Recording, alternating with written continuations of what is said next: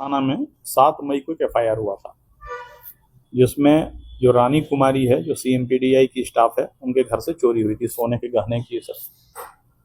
उसके बाद इसका इन्वेस्टिगेशन शुरू किया गया और थोड़ा संदेह वादिनी के द्वारा व्यक्त किया गया था।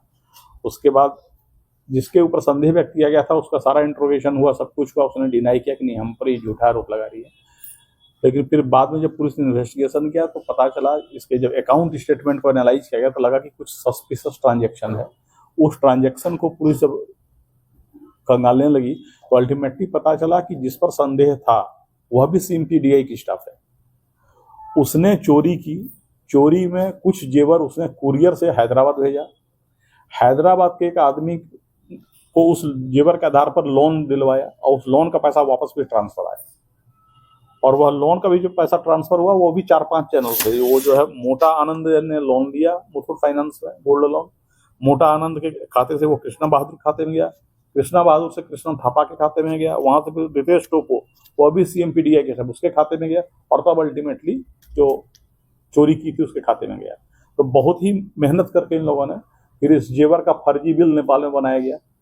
इन सारे बिंदुओं का पुलिस ने जो है इन्वेस्टिगेशन किया और सबसे बड़ी बात यह है कि 328 ग्राम सोने की चोरी हुई थी, सारा का सोना बरामद हो गया। ऑल टू ऑल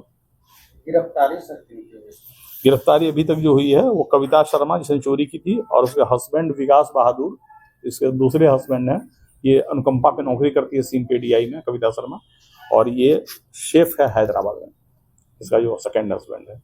ये दोनों भी अरेस्ट हुए हैं। बाकी जिन लोगों ने पैसे को ट्रांसफर करने में दिया है उस पर छापेमारी चल रही है।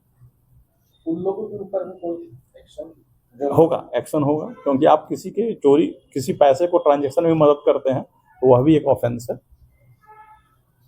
मुथूट फाइनेंस की तरफ से कोई किया गया नहीं, अभी तो पुलिस ने मुथूट फाइनेंस को तो पता नहीं था कि चोरी का सोना है, क्योंकि इसने फर्जी बिल बनाया था नेपाल से, तो वो सारा कुछ इन्वेस्टिगेशन में सारा क्लियर हुआ है।